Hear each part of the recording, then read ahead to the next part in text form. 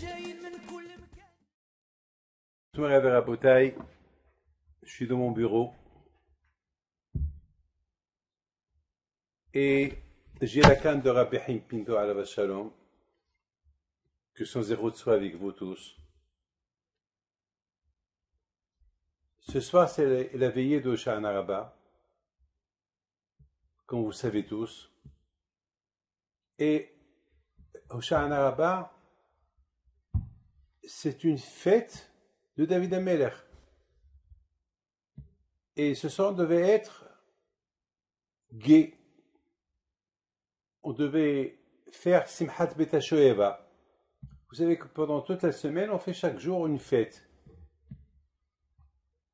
Ici en Israël, il y a des journaux où il y a là-bas des milliers d'adresses où il y a Simchat Bet HaShoeva.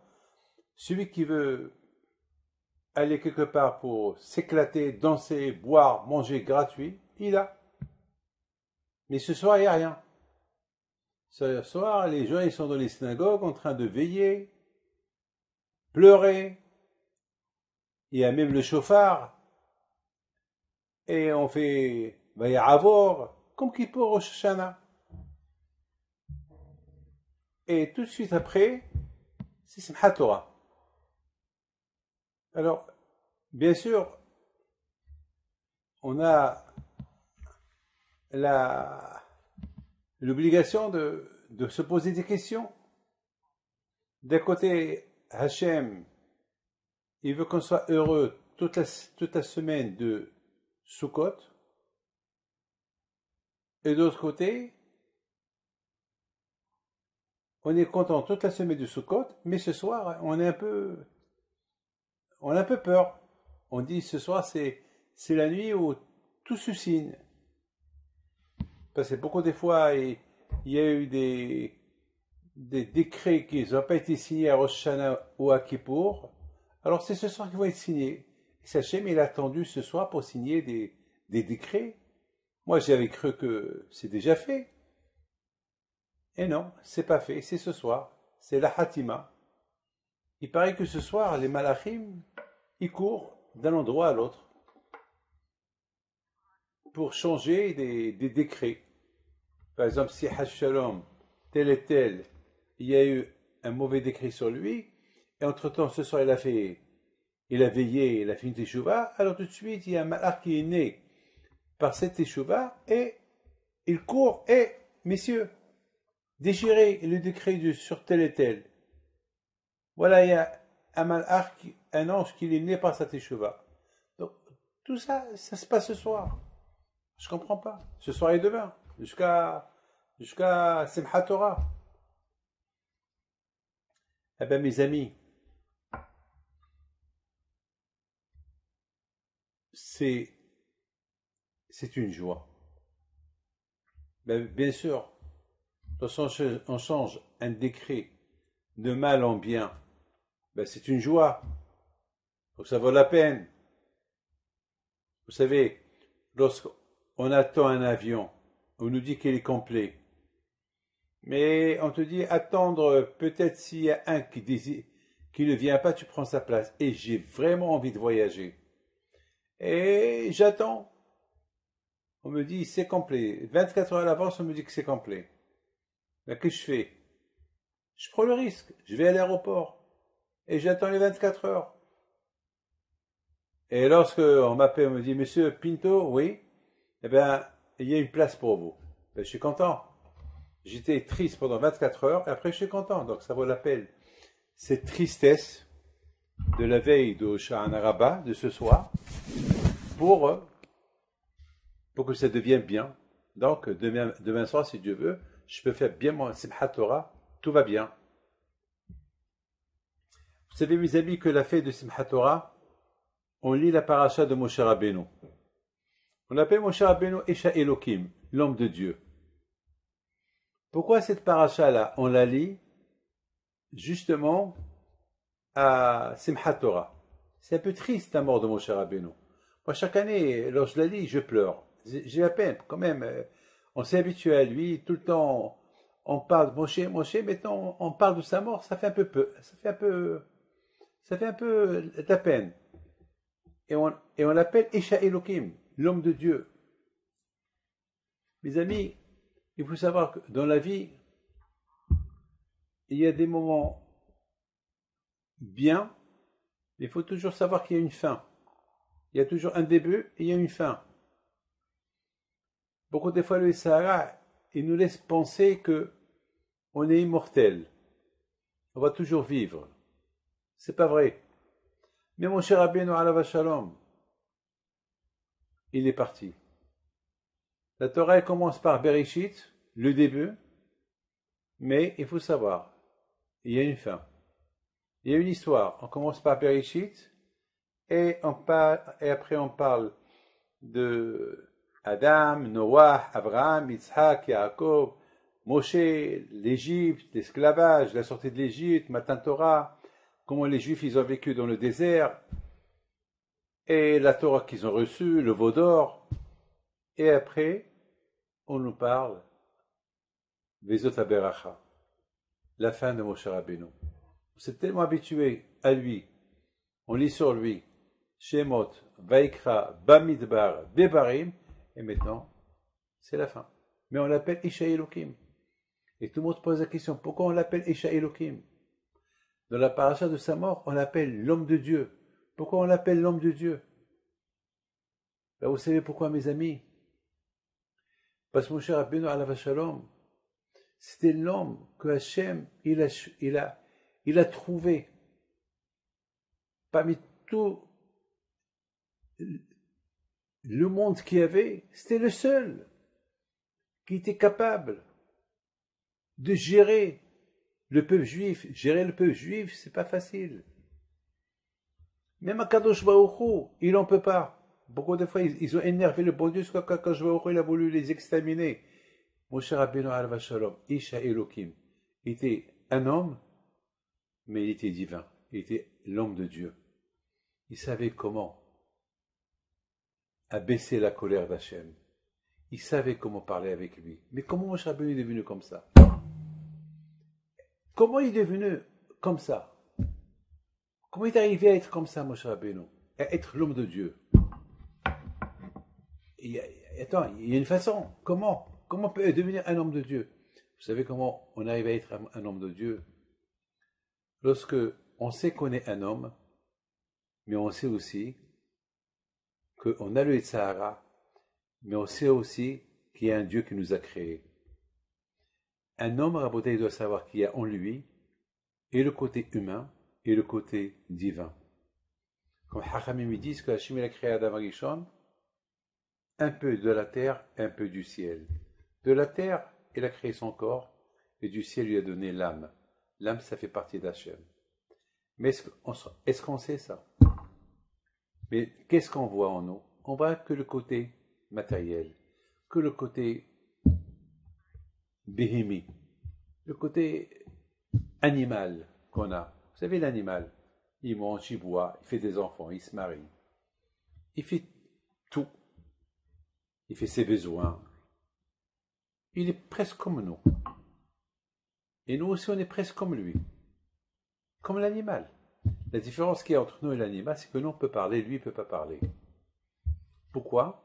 Parce que Hachem, lorsqu'il a créé Adam Arishon, il a donné quelque chose qui lui appartient. Parce qu'Hachem seul pouvait parler. Mais Akash Baruch Hu, il a donné, comme il dit le Targum, Akash Baruch Hu, il a donné à Adam la force de parler. Donc l'homme, il est du côté animal et du côté aussi spirituel, matériel spirituel. Moshe est Ish HaElokim. Il était les deux. Il était un homme, Ish. Vous savez que le mot Ish, c'est-à-dire, même à Kadosh Baruch Hu, on l'appelle l'homme. Hashem Ish Milchama Hashem Shemo. Alav Shalom, Moshe Rabbeinu, il avait ce côté-là. Le côté, et de lui on apprend nous tous, qu'on peut avoir cette force-là d'être d'un côté et d'être un homme, mais de l'autre côté être quelque chose de Dieu en nous. Et c'est ça le hidouche, c'est ça la nouveauté de... On termine la paracha que, après qu'on a parler sur Moshe Rabbeinu, la sortie de l'Égypte, les miracles qu'il a fait, et à la fin, voilà, il meurt. Oui, c'est vrai, il meurt. Mais c'est avec un homme, que le côté humain, que le côté homme en lui qu'il est mort. Mais sa neshama, Elohim, il est avec Hachem. Lorsque quelqu'un de sadique qui meurt, le corps, il est là, mais sa kedusha, son côté, le côté au-delà de là, le côté divin qu'il est en lui, il monte dans le ciel. Vous savez, j'ai ici la canne de Rabbi Haïm Pinto. Cette canne, lorsque je pense à celui qui l'a portée, celui qui l'a porté, c'était Ish Elohim. C'était un être humain qui mangeait, comme tout le monde, mais il était Ish Elohim. Il avait le côté divin en lui. Vous savez, j'ai vu une photo qui m'a perturbé. Une photo qui m'a perturbé. Une photo très récente. C'est une photo Rabbi Haïm Pinto, mon grand-père, avec cette canne dans ses mains, entouré d'une vingtaine de personnes. Il y avait même des gens qui n'avaient pas de kippa. J'ai rien compris. Comment Rabbi Haïm Pinto il prend une photo avec eux? C'est pas possible. C'est pas son kavod. Moi-même, j'aurais honte de prendre une photo avec des gens comme ça. Non, Rabbi Haïm Pinto alav shalom, il a pris cette photo avec eux. Pourquoi? Parce que Rabbi Haïm Pinto alav shalom, il était un homme Ish Elohim. Il savait que c'est pas tout le monde qui peut être comme lui. Mais le fait qu'il a pris cette photo avec eux, il a voulu leur apprendre. Vous pouvez être comme moi, peut-être même mieux que moi. Même autant que vous êtes, vous pouvez arriver à dépasser des limites. Vous savez, il y a quelqu'un au Maroc qui m'a raconté une histoire. Sami Gabé. Son grand-père Hanania Azoulay, il devait se marier et il n'avait pas l'argent pour faire le mariage. À l'époque, le mariage c'était 10 personnes, 15 personnes, 20 personnes maximum. C'est pas comme le mariage d'aujourd'hui, c'est des frais incalculables. À l'époque, c'était des petits mariages, c'est tout. Je me rappelle à Essaouira, chaque jour il y avait tout le temps des fêtes dans les maisons. Une fois c'est une bar mitzvah, une fois c'est le henné, une fois c'est un mariage. Des mariages de famille, c'est tout. Hein. Il n'y avait pas là-bas les gens, des salles, des orchestres. C'était les femmes l'orchestre. C'était les femmes qui faisaient du yo-yo, hawaja, voilà. Abbaha, ishmoula. Voilà, c'était ça les fêtes d'avant. Mes amis, Rabbi Haïm Pinto, il appelle Hanania, il dit alors, c'est ce soir que tu te maries? Il a dit, c'est ce soir que je devais me marier, mais je ne me marie pas. Parce que je n'ai pas l'argent pour payer la Saouda. Rabbi Haïm Pinto lui dit, tu n'as pas l'argent? Mais pourquoi tu... Il réfléchit un peu. Et tu sais quoi? Va à tel et tel endroit. Il y avait une pierre à côté d'un magasin. Enlève la pierre, tu vas trouver là-bas tant d'argent. C'est un voleur qui a caché là-bas l'argent. On peut voler un voleur. Et celui à qui on a volé, il n'est plus là, on ne sait même pas où il est. Donc, tu peux les prendre. Il y a tant, la moitié pour toi, la moitié pour moi. Hanania Azoulay, il n'en croyait pas ses yeux. Il a dit, Rabbi, vous manquez de moi. Je ne me manque pas de toi. Va tout de suite avant que quelqu'un les trouve. Il court. Il vient quelques minutes plus tard avec l'argent. Rabbi, c'est vrai? Qu'est-ce que je fais? Il dit, comme on a dit, moitié pour toi, moitié pour moi. Rabbi Haïm Pinto, il partage, il donne sa moitié. Et après, il dit, Hanania, viens ici. Moi, j'ai pas besoin d'argent. Toi, ce que je t'ai donné, ta part, c'est, tu vas le dépenser ce soir. Et je ne sais pas si tu vas recevoir des cadeaux ou pas. Alors, moi, pour quelques semaines, tu as le reste. prend tout. C'est ce qu'on appelle Ish Elohim. Il avait cette canne dans ses mains. Ça veut dire que Rabbi Pinto, lorsqu'il a fait ce miracle-là, il avait cette canne. Cette canne, elle peut témoigner des milliards de miracles qu'il a fait, Rabbi Pinto, mon grand-père, le père à mon père. C'était Ish Elohim. Et c'est pour ça la Torah, elle termine la paracha avec le mot Ish. On peut arriver à être Ish Elohim s'il y a la Torah. Tous les tzadikim, comment ils sont devenus Ish Elohim? Ils étaient des hommes, mais les ma'asim qu'ils ont fait, les choses qu'ils ont fait, il les a rendus Ish Elohim, la Torah. C'est la raison pourquoi Moshe Rabbeinu alav shalom, dans toute la Torah, on n'a pas vu le mot Ish Elohim jusqu'à la mort de Moshe Rabbeinu. C'est à la mort de Moshe Rabbeinu que ce titre de Ish Elohim, il est venu. Le titre de Ish Elohim, l'homme d'Hachem. On peut arriver à être l'homme d'Hachem uniquement à travers la Torah.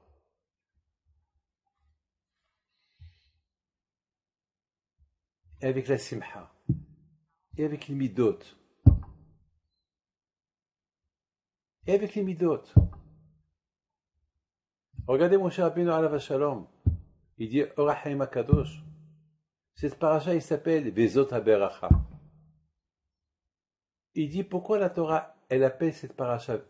Pourquoi Moshe Rabbeinu avant de mourir, il a béni les bénis Israël? Parce que Moshe Rabbeinu, il a reçu une claque des Juifs. À cause d'eux, lui, il entre pas en Israël. Eux, ils vont entrer. Ils l'ont énervé. Et à cause qu'ils l'ont énervé, il a fait une bêtise. Au lieu qu'il parle au rocher, il a frappé le rocher. Il a oublié le pauvre. Parce qu'ils l'ont énervé, ils l'ont stressé. On a soif, on a soif, on a soif. Le pauvre, il ne savait pas quoi faire. Sa sœur Myriam, elle est morte. Le puits d'eau est parti, il a disparu. Et les Juifs, ils sont stressés, ils crient, on veut de l'eau, on va te crier. Le pauvre, il ne savait pas quoi faire. Il dit, Hachem, je vais faire quoi? Quand je lui ai dit, parle au rocher. Il est parti parler au rocher, mais il n'a pas parlé avec le vrai rocher, il a parlé avec un autre rocher. Il était perturbé, le pauvre. Et à la fin, qu'est-ce qu'il fait? Il s'est trompé. Il a pris la canne, le maté, il a frappé, et l'eau, elle est sortie. Hachem, il n'a pas voulu faire honte à Moshe Rabbeinu, mais Hachem, il a dit à Moshe Rabbeinu, je n'ai pas écouté ce que je t'ai dit. Moi, je t'ai dit de parler. Et tu as frappé. Oui, mais on stressé. Un leader, il doit contrôler sa colère. Et le Ramban, il dit, parce qu'il s'est énervé, que le bon Dieu l'a puni. Mais le pauvre, c'est pas de sa faute. Chez le bon Dieu, ça marche pas comme ça. Chez le bon Dieu, ça marche pas comme ça. Un leader, il doit contrôler sa colère. Le Ramban dit parce qu'il leur a dit Shimon HaMorim, vous les révolutionnaires, on ne parle pas comme ça des Juifs. On ne parle pas comme ça des êtres humains. Un leader, il ne perd pas sa tête. Le pauvre. Il dit le Orachaim HaKadosh. Regardez la grandeur de Moshe Rabbeinu. Il reçoit une claque des Juifs. À cause d'eux, ils ne rentrent pas en Israël. Eux, ils vont entrer en Israël. Et qu'est-ce qu'il fait? Vezot HaBeracha. Il leur fait une bracha. Il les bénit de tout son cœur. Il a même béni Reuven, que Yaakov n'a pas béni. Il a même béni Shimon, que Yaakov Abinu n'a pas béni. Il a béni Lévi, que Yaakov Abinu n'a pas béni. Il a béni tout le monde. Il leur a laissé un héritage, la Torah.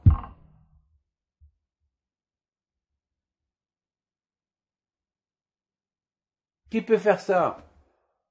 Et c'est pour cela, il s'appelle Ish Elohim.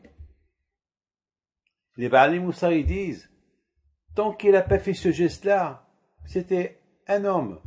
Mais lorsqu'il a fait ce geste-là, il est devenu Ish Elohim, il est devenu un homme de Dieu. Pour devenir un homme de Dieu, il faut faire quelque chose de surnaturel. Parce qu'on est des êtres humains. Il y a le Sahara.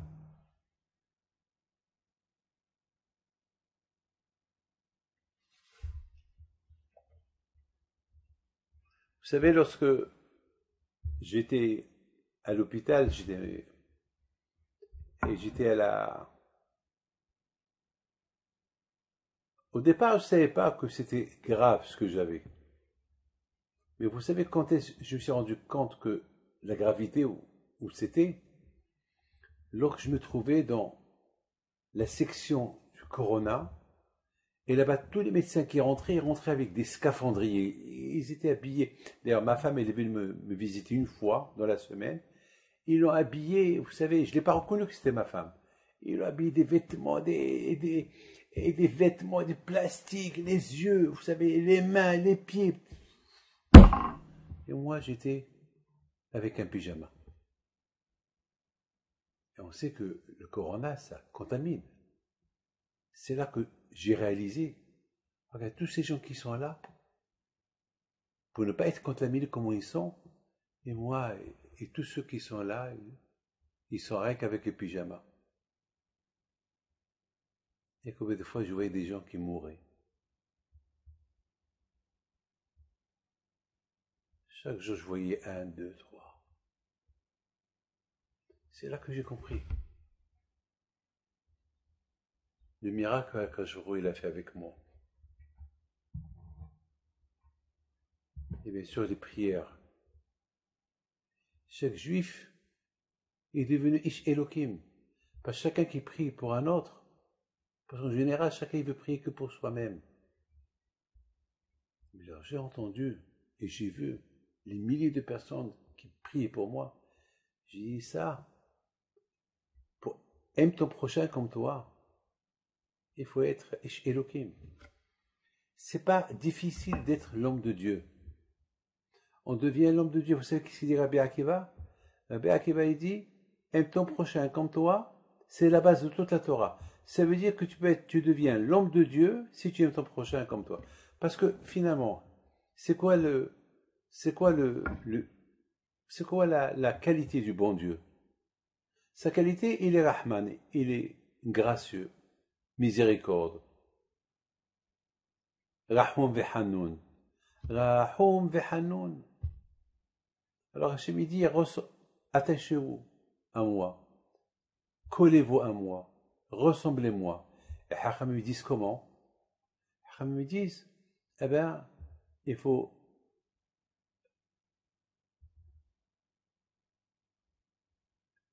copier Hachem dans ses qualités. Comme que lui il est Rahum, toi aussi tu sois Rahum.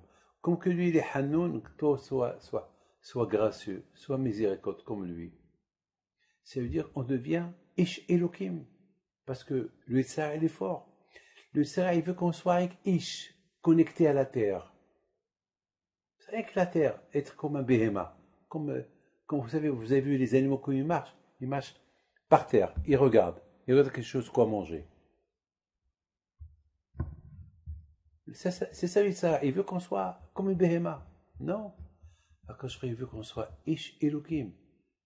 Et un homme, mais avec des méthodes spirituelles, des méthodes Elohim.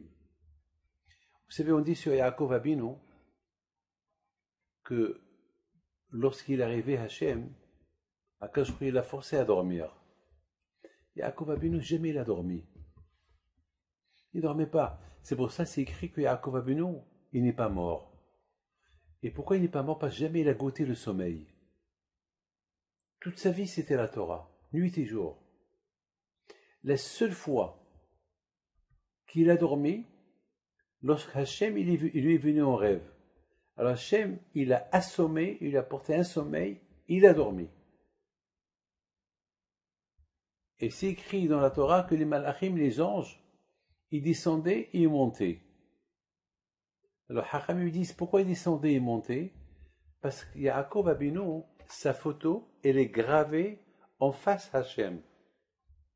Tout le temps Hachem, il apprécie, il kiffe la photo de Yaakov Abinu. Il kiffe. Et Yaakov, il représente Torah Israël. Chaque juif qui étudie la Torah, Hachem, il le kiffe, il le regarde. Hachem, il prend la photo. Et vous, ben, votre photo, elle est devant Hachem. Tout celui qui étudie la Torah, sa photo est devant Hachem. Parce que la Torah, c'est les noms d'Hachem. L'homme, il devient Ish Elohim. Maintenant, les Malachim, ils voient la photo de Yaakov Abinu gravée en face Hachem, en face le trône céleste, et ils descendent, ils voient que Yaakov il dort. Ils ne comprennent pas comment un homme qui dort, un homme que sa photo est devant Hachem, il dort, ils ont voulu le tuer. Et Hachem, il leur a dit arrêtez. Ne le tuez pas. Alors j'ai posé la question, pourquoi Hachem il a fait ceci? Pourquoi qu'un jour il a fait que Yaakov il dormait et de l'autre côté Hachem leur a dit il faut pas le toucher. Vous savez pourquoi? Parce que c'est écrit plus tard que lorsque Yaakov s'est réveillé, c'est écrit, il s'est réveillé Meshinato, il s'est réveillé de son sommeil. Et Hachamim me disent il s'est pas réveillé de son sommeil, mais il s'est réveillé de sa Mishnah, mais Mishnato. Ça veut dire que même lorsqu'il dormait, il étudiait la Torah. Donc finalement, mes amis, Yaakov Abinu, il nous a donné un enseignement que même lorsqu'on dort,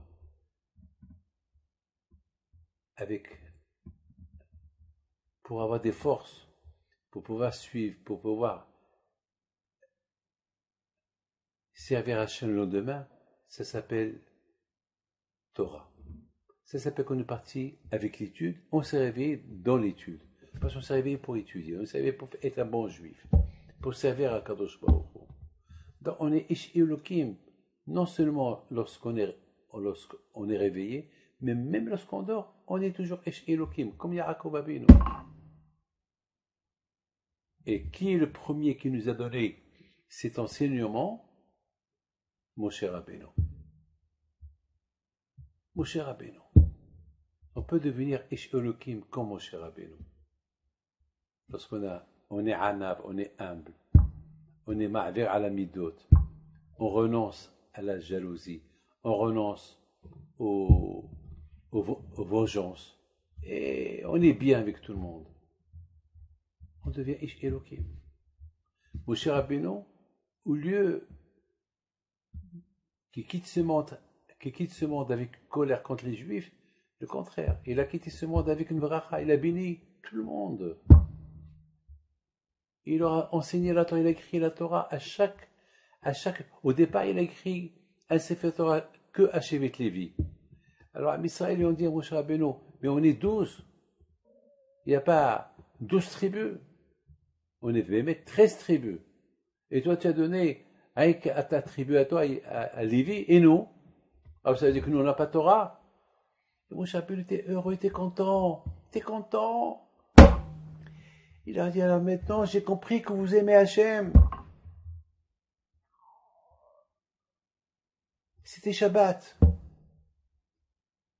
Et Moshe Rabbeinu, il a écrit 12 Sefer Torah. En quelques secondes, le Shabbat, il a donné à chaque tribu. C'est des miracles. Ça ne s'appelle pas écrire, je ne sais pas. Pour écrire un Sefer Torah, comme Moshe Rabbeinu l'a écrit, il faut des milliards d'années. Et lui, il a écrit 12, 13. C'est tout, c'est ça ce qu'on appelle Ish Elohim. C'est pas lui qui a écrit, c'est le côté Elohim qui l'a écrit. Et à Kadosh, c'est lui le patron. Vous savez qu'au Beth Amikdash, on allumait le feu pour le Beth Amikdash le Shabbat. Même à Kippour, on faisait l'encens, la Kétoret à Kippour. On fait la Shechita à Kippour, on allumait le feu à Kippour. Pour Hachem, pour le Beth Amikdash, tout est permis. C'est Hachem. Pour nous, c'est interdit. À Bretagne, c'est comme ça qu'on termine la paracha. La paracha de toute l'année. On la termine pour qu'on aura le zérout que nous aussi. Si on n'a pas eu le mérite de se comporter comme un homme de Dieu, alors à partir de maintenant, à partir de Simchat Torah. Et c'est pour ça qu'on appelle la fête Simchat Torah. Pourquoi? Parce que pendant ce compte, on était assis avec Akadosh Baruch Hu, dans la Souka. On était avec Abraham, Yitzhak, Yaakov, Moshe, Aaron, David. C'est super. Donc on a appris quelque chose d'eux. Et maintenant, Hachem, il veut qu'on reste avec lui à Simchat Torah. Et c'est quoi Simchat Torah? C'est quoi la Torah? La Torah, c'est pour sortir de Ish et devenir Ish Elohim. Comme mon cher Rabbeinu. Donc il y a de quoi être heureux et content. Que je prends sur moi d'être Ish Elohim. C'est pas facile ce que je suis en train de vous dire. C'est un travail. Le plus important, c'est que chacun y fait son effort. Et je termine avec une histoire de Hafetz Haïm. Il y avait une fois le Hafetz Haïm, ils sont venus chez lui avec ses élèves. Ils lui ont dit, Rabbi, on a un ami qui est malade. On a décidé de lui donner de notre vie pour qu'il vive. Est-ce que vous pensez que c'est bien? Il leur a dit, oui, pourquoi pas? C'est bien, bien sûr. Alors il y a un qui a dit, moi je donne 1 an de ma vie. L'autre il a dit, moi aussi je donne 1 an. L'autre 6 mois, 5 mois. Bon, ils ont fait une quête. Ils ont demandé à Hafetz Haïm, et toi Rabbi, combien tu peux donner à ton élève de ta vie?